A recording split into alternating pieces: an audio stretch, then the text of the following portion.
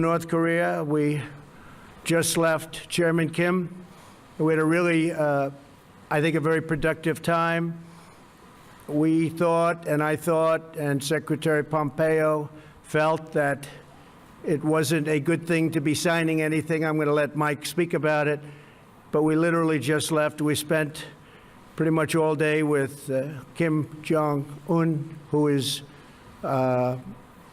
he's quite a guy and quite a character, and I think our relationship is very strong. But at this time, we had some options, and at this time we decided not to do any of the options, and we'll see where that goes. But it was a very interesting 2 days, and I think actually it was a very productive 2 days, but sometimes you have to walk. And this was just one of those times, and I'll let Mike speak to that for a couple of minutes, please. Thank you, Mr. President. We had been working, our teams, the team that I brought to bear, as well as the North Koreans, for weeks to try and develop a path forward. So at the summit, we could make a big step along the way towards what the two leaders had agreed to back in Singapore in June of last year. We made real progress, and indeed we made even more progress when the two leaders met over the last 36 hours.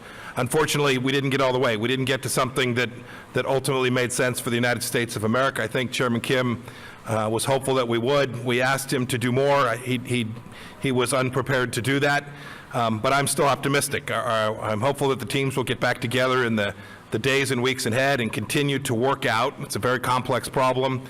We have said since the beginning that this would take time. Our teams have gotten to know each other better. We know what the limits are. We know where some of the challenges are. And I think as we continue to work on this in the days and weeks ahead, we can make progress so that we can ultimately achieve what it is that the world wants, which is to denuclearize North Korea, to reduce risk for the American people and the people all around the world. I wish we could have gotten a little bit further. But I'm very optimistic that the progress that we made, both in the run-up to this summit, as well as the progress that the two leaders made over these past 2 days, put us in position to get a really good outcome. And the President and Chairman Kim both felt good that they had made that progress, but couldn't quite get along the line any further to make a deal that would have been bigger at this point. I hope we'll do so in the weeks ahead. Thank you, Mr. President. Thank you. All right, Major, please.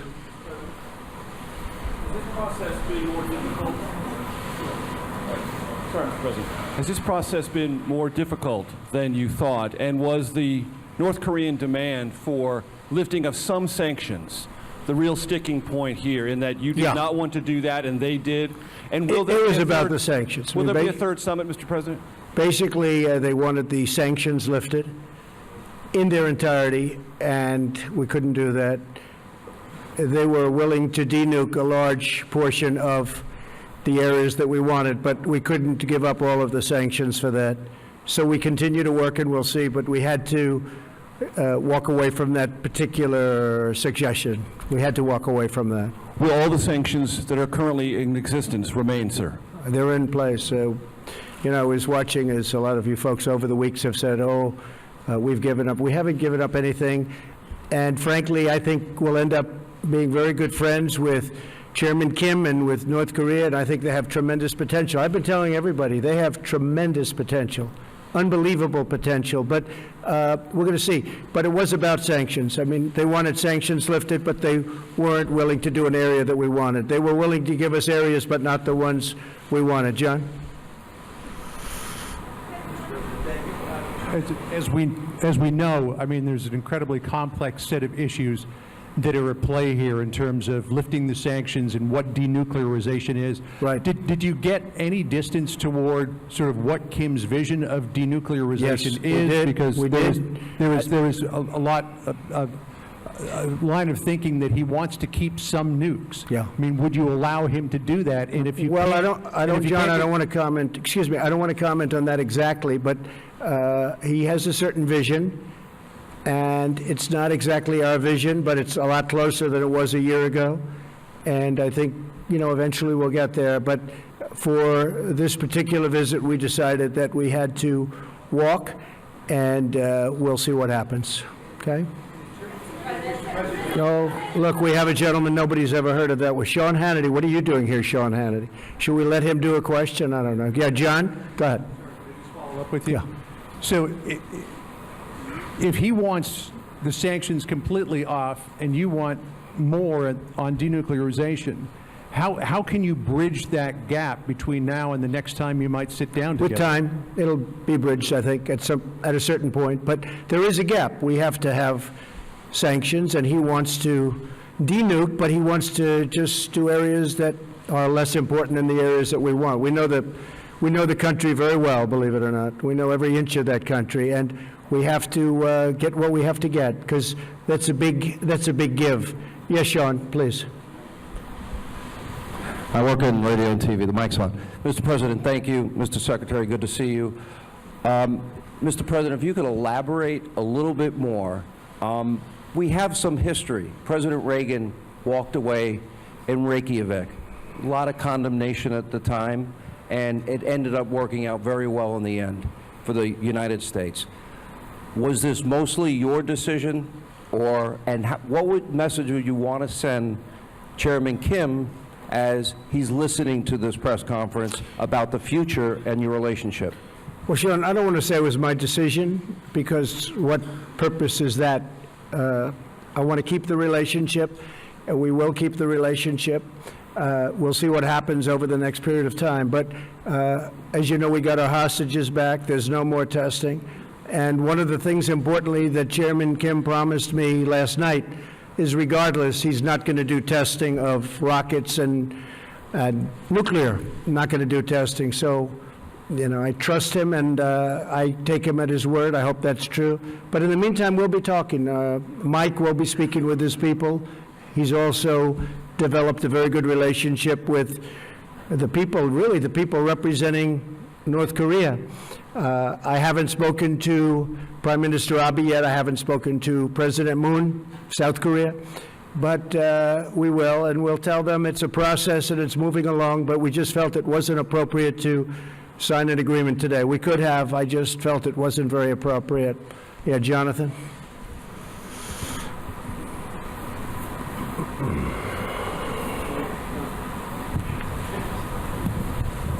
Thank you, Mr. President.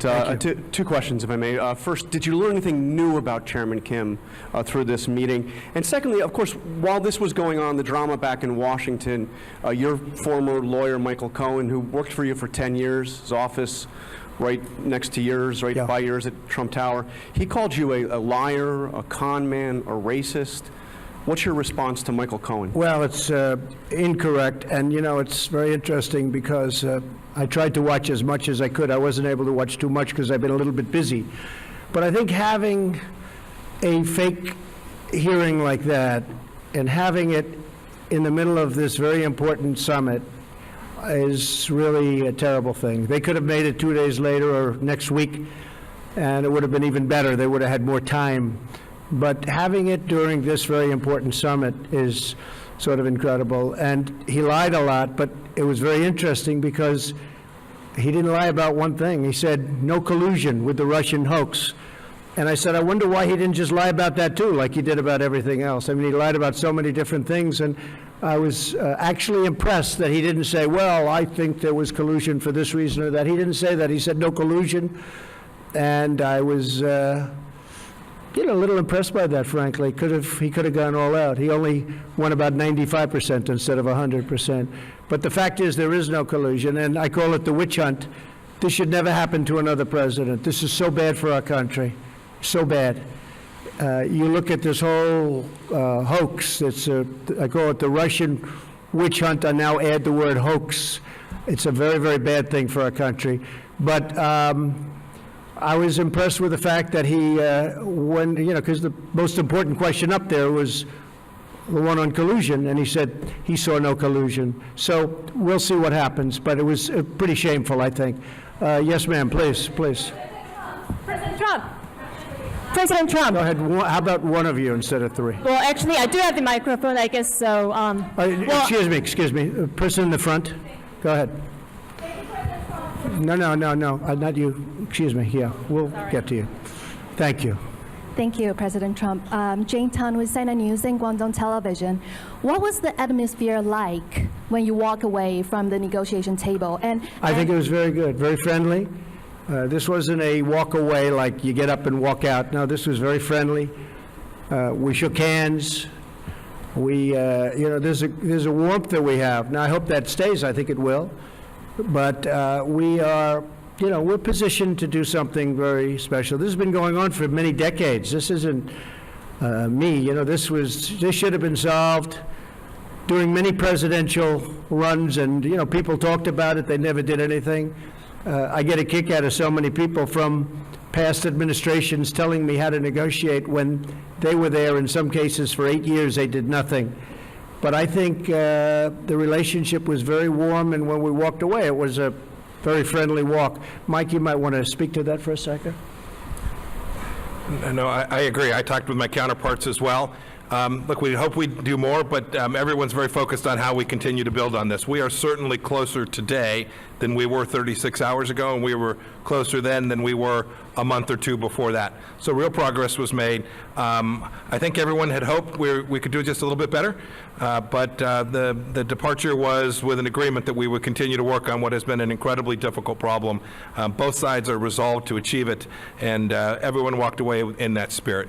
And may I add, you and Chairman Kim are from very different political systems. You are from different generations. And what do you find? It's a very different system. I would say that's true. Wow, how do you find you guys in common? Because we saw the atmosphere. We just like each other. I mean, we have a good relationship. Yeah, it's a totally different system, to put it mildly, but we like each other, good relationship. Go ahead in the back. Go ahead. Mr. President, do you think it was premature to have held the summit when all these things had not been tied down? I mean, in the White House schedule last night, it said signing agreement today. And I wonder whether, as a follow-up question, whether you could just sketch out what the next few months look like. Thank you. You always have to be prepared to walk. I could have signed an agreement today, and then you people would have said, oh, what a terrible deal, what a terrible thing he did. No, you have to be prepared to walk. And, there was a potential we could have signed something today. I could have 100% signed something today. We actually had papers ready to be signed, but it just wasn't appropriate. I want to do it right. I'd much rather do it right than do it fast. Yes, please, go ahead. Go ahead. Go ahead. Go, first, go, yeah. You have to speak up. Yes, and, yes. I'm a reporter from South Korea, and I appreciate your effort to advance denuclearization in Korean Peninsula. And could you elaborate on the options and the various ways that you discussed with Chairman Kim to advance denuclearization? Could you specify? We discussed many ways, and the denuclearization is it's a very important word, become a very well-used word. And a lot of people don't know what it means, but to me it's pretty obvious. We have to get rid of the nukes. I think he's got a chance to have one of the most successful countries, rapidly too, on Earth. Incredible country, incredible location. You're right between, if you think of it, you have on one side Russia and China, and on the other you have South Korea. And you're surrounded by water, and among the most beautiful shorelines in the world.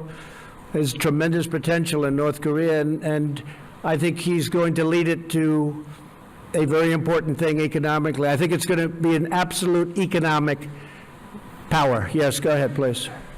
Go ahead, yeah. It's President David Sanger from the New York Times. I know, David. 6 months ago when you spoke, or 8 months ago in Singapore, you said if you didn't have something in 6 months, we should come back and ask you about it. In that time, you have seen Chairman Kim increase the number of missiles he's produced and continue to produce more nuclear material. And that's been a pressure point on you because he's showing that the arsenal is getting larger while this is going on. Well, some people, David, are saying that, and some people are denying that. They have shots from above, way above, and some people are saying that, and some people aren't. But I could have taken that out today. But I think you and others would have said we didn't get enough for what we'd be giving up. So, and don't forget, we're partners with a lot of countries on this, if you think about it, with the sanctions. We have a whole big partnership with the United Nations and many countries, including Russia, China, and others. And then, of course, South Korea is very important to this whole thing, and Japan. I don't want to do something that is going to violate the trust that we've built up. We have a very strong partnership. So can you just give us a little more detail? Did you get into the question of actually dismantling the Yongbyon I did. complex? Yes, And does absolutely. he seem willing ultimately to Totally. take all of that out? Sure, He totally. does. He just wants all the sanctions off first. He would do is what that, but he you're wants the sanctions for that, and as you know, there's plenty left after that. And I just felt it wasn't good. Mike and I spent a long time negotiating and talking about it to ourselves, and I felt that that particular, as you know, that facility, while very big, it wasn't enough to do what we were doing. So he was willing to do Yongbyon, but you wanted more than that, I assume? We had to including- have more than that, yeah. We had to have more than And so that, you because needed there are both? other things that you haven't talked about, that you haven't written about, that we found, and we have to have, that was done a long time ago, but the people didn't know about. Including the And we brought- uranium, including yeah, the second uranium enrichment plant. Exactly, and we brought many, many points up that I think they were surprised that we knew, but we had to do more than just the one level, because if we did the one level and we gave up all of that leverage, it's been taking a long time to build. So he And I was- want to take- He was by the not way, willing ju- to take out that second. David, I want to take off the sanctions so badly, because I want that country to grow. That country has got such potential, but they have to give up more. We could have done that deal. Mike, you want to speak to that? Only, David, there are also timing and sequencing issues that were associated with that as well, which we didn't quite get across the finish line as well. But remember, too, even that facility, even the Yongbyon facility, and all of its scope, which is important for sure, still leaves missiles, still leaves warheads and weapon systems. So there's a lot of other elements that we just couldn't get to. And the listing of all of them, which he... Yes, sir, and a declaration associated. All of those things, we couldn't quite get there today. That's right. Go ahead. Thank you, Mr. President. Thank you. I just wanted to clarify, when you talk about what you would be willing to give up all of the sanctions for, Right. are you still thinking that you want North Korea to give up everything to do complete, verifiable Well, I don't want to say denuclearization that, before Jim. you lift Yeah. sanctions? Yeah, it's a good question. I don't want to say that to you because I don't want to put myself in that position from the standpoint of negotiation, but, you know, we want a lot to be given up, and we're giving up. And we'll have to, you know, we'll be helping them along economically, us and many other countries are going to be helping. They're going to be in there. They're prepared to help. I can tell you Japan, South Korea, I think China, so many. And speaking of China, we're very well on our way to doing something special, but we'll see. I mean, I am always prepared to walk. I'm never afraid to walk from a deal. And I would do that with China, too, if it didn't work out. Are you concerned if you're not able to reach an agreement that the testing will start again, or that while all of this time Well, is he said happening the by, they're testing, yeah. continuing to develop their program? He said the testing will not start. He said that he's not going to do testing of rockets or missiles or anything having to do with nuclear. And all I can tell you is that's what he said, and we'll see. Yes, go ahead, please. Go ahead, please. In the back? Red, in the red? Thank you. Thank you, Mr. President. Yes, thank you. Jessica Stone from CGTN. I have a question about China, as you were talking about. You talk about China being willing potentially to help economically, and the fact that you've talked or will talk to Presidents Moon and Prime Minister Abe. How would you describe China's role in facilitating the engagement that's happened so far between Pyongyang and Washington? I think China's been a big help, bigger than most people know. On the border, as you know, 93% of the goods coming into North Korea come through China. So there's a great power there. At the same time, I happen to believe that North Korea is calling its own shots. They're not taking orders from anybody. He's a very strong guy, and they're able to do things that are pretty amazing. But 93% still come in from China. China has an influence, and China's been a big help.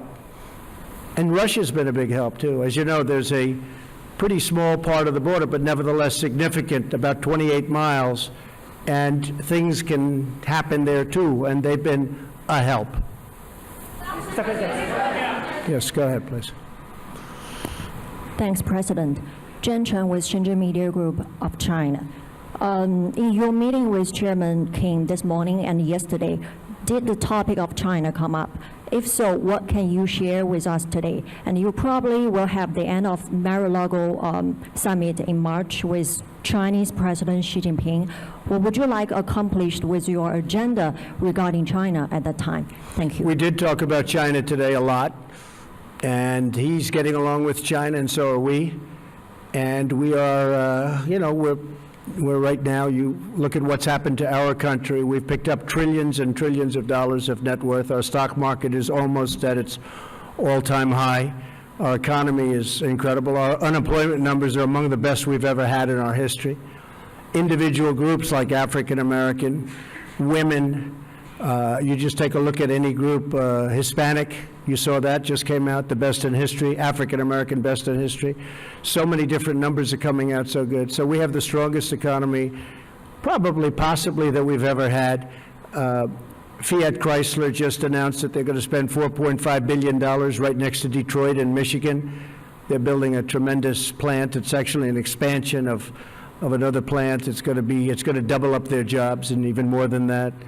A lot of great things are happening. And with China, they're having some difficulty, as you know. But I think that a lot of the difficulty is because of the tariffs that they're having.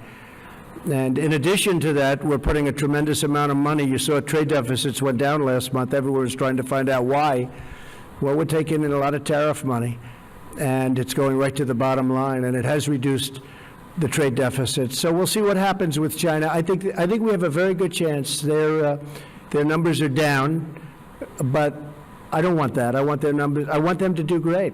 But we've been losing anywhere from $300 to $500 billion a year with China for many, many years. And again, like other things, many presidents should have done this before me, and nobody did. So we're doing it. Go ahead, please. Me? Right here, this gentleman. Chad O'Carroll from NK News, Specialist North Korea News. Good. What's your message for President Moon, who has effectively reached the glass ceiling as far as inter-Korean cooperation is concerned due to sanctions, and what's next for U.S. ROK military drills? Well, I like President Moon very much. We have a great relationship. Believe it or not, I have a great relationship with almost every leader. A lot of people find that hard to understand, but I do. But some take advantage of our country like you wouldn't believe, and when they know I know it, which I know in every case, maybe it sort of freezes them up a little bit. But we do. We have a lot of good relationships. We'll be calling President Moon very soon as I get by the phone on the plane, and he'll be one of the first calls. I'll be calling Prime Minister Abe of Japan, telling him about where we are and what we're doing. But I'll be making those calls. No, he's working very hard. President Moon is working very hard. He'd love to see a deal. And he's been very helpful. Okay? Thank you. Go ahead, please. Thank you, Mr. President. I'm Yang Sheng, reporter from Global Times, China.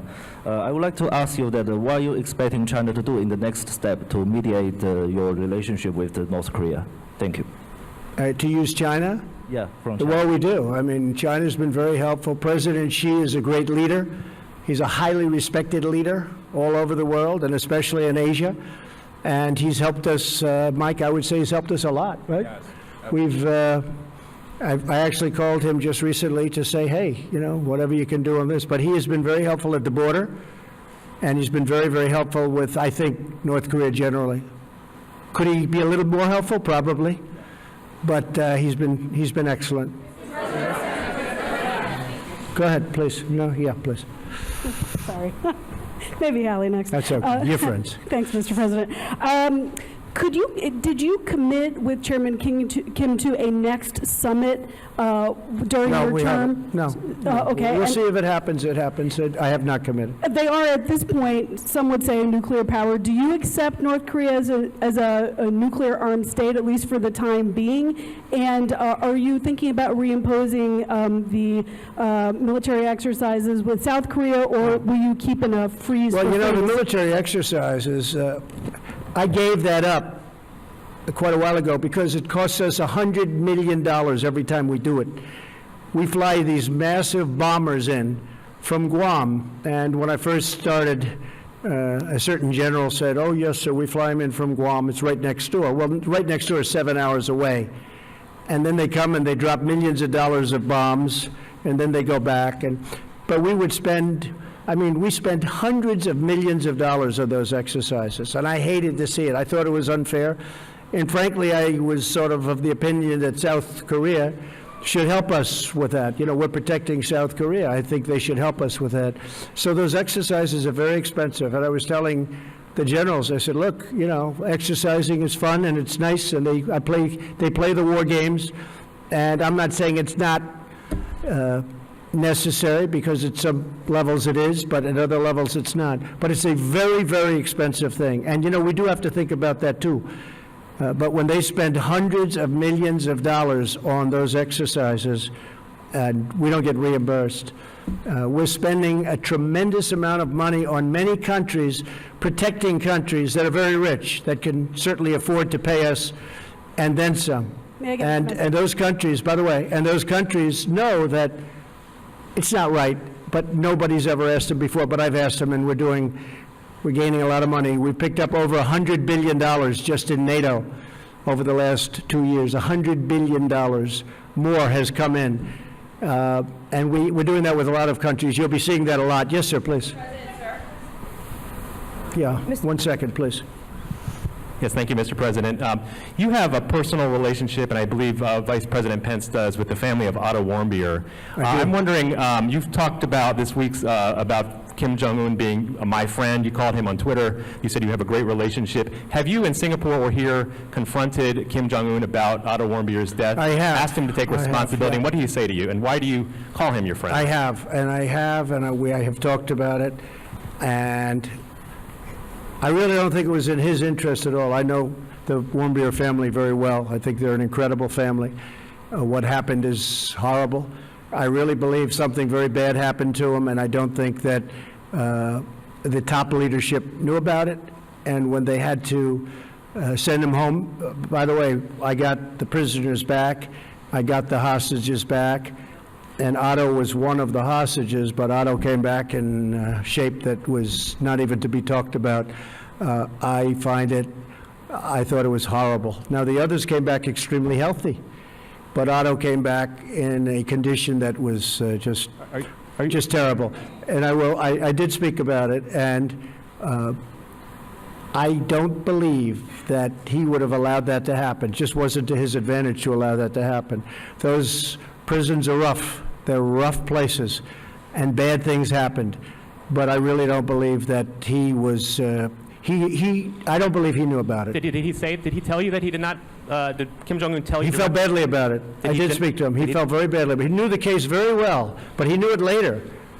And, you got a lot of people, a big country, a lot of people. And in those prisons and those camps, you have a lot of people. And some really bad things happened to Otto. Some really, really bad things. Why are you? But he tells me that he didn't know about it, and I will take him at his word. Yes, ma'am. Go ahead, please. Please go ahead in the back. No, in the back, behind you. Thank you. Mr. President, Schwarzman Valentino, Sputnik News Agency. Have you discussed the issue of possible inspections to North Korea nuclear sites during your negotiations? You're going to have to speak a little louder. And where are you from? Russia, Sputnik News Agency. Okay. Have you discussed the issue of possible inspections to North Korea's nuclear sites during your talks with the chairman? Why don't you answer that, Mike? I can't. Good. Inspections I was worried nuclear about sites. Sure. International inspections, yes. Inspections on North Korea? Yeah, inspections we'd be able, nuclear we'd be able sites. to do that very easily. We have that set up, so we would be able to do that very easily. The inspections on North Korea will take place, and if we do something with them, we have a schedule set up that is very good. We know things that, as David was asking about certain places and certain sites, there are sites that people don't know about that we know about. We would be able to do inspections, we think, very, very successfully. Yes, ma'am, please. Yes, go ahead, please. Yes.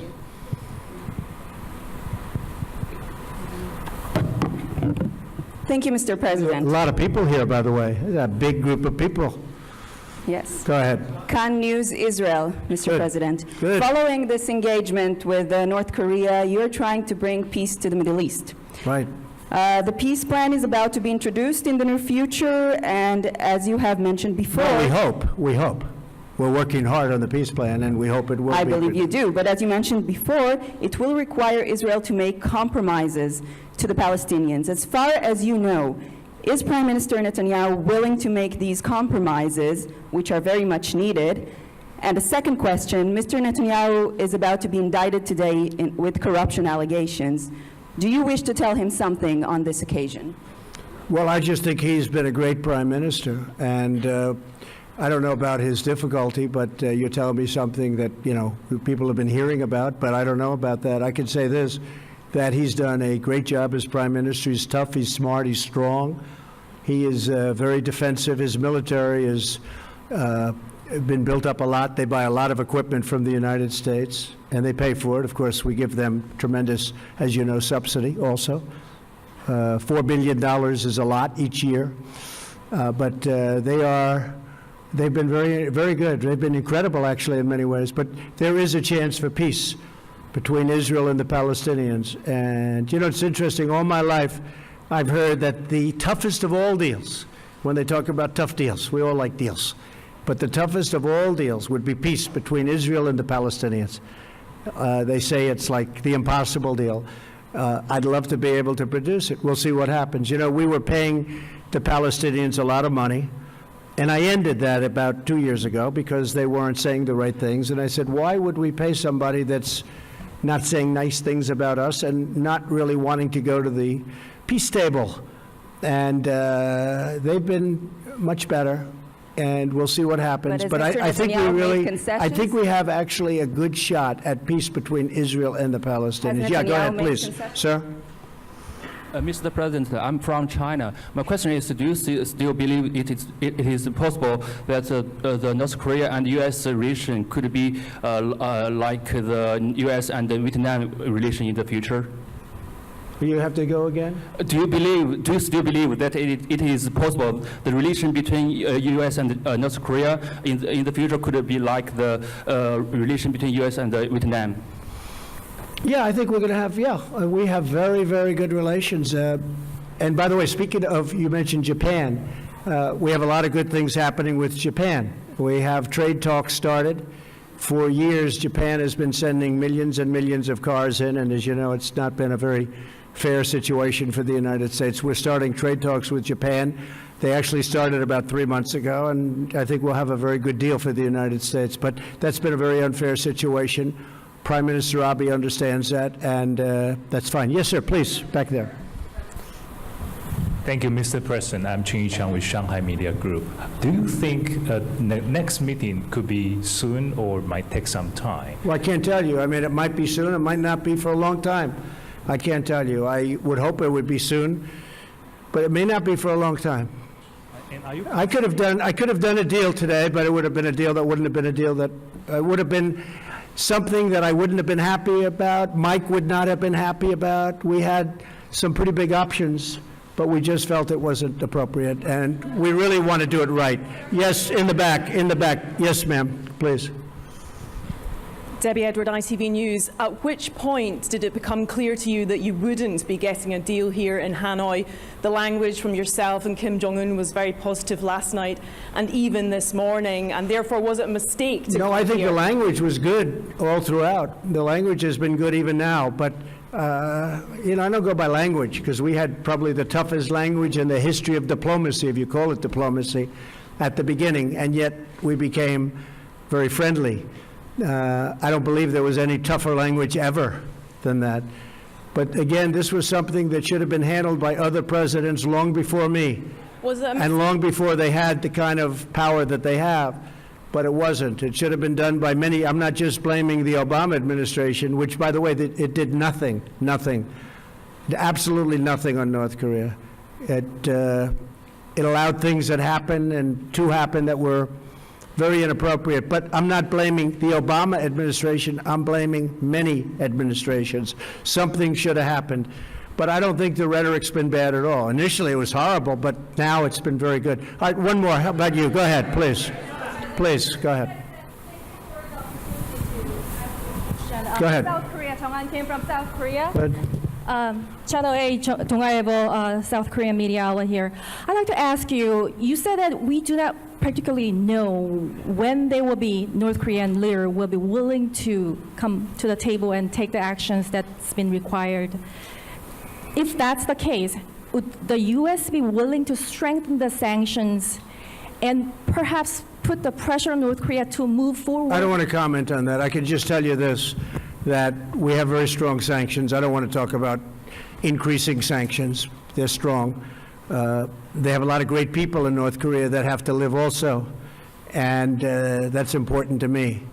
And I would say this, my whole attitude changed a lot because I got to know, as you know, Chairman Kim very well, and they have a point of view also. So I don't want to really talk about that. I just think that hopefully for the sake of South Korea, for the sake of Japan, and frankly for the sake of China, I was talking to President Xi, who really is a man that gets the respect of a lot of people. I say you can't love having a nuclear state right next to China, and he doesn't. He really doesn't. He would like to see that problem solved too. So that's it. Well, ladies and gentlemen, I'm about to get on a plane and fly back to a wonderful place called Washington, D.C. So thank you very much. Thank you, fellas. Thank you very much.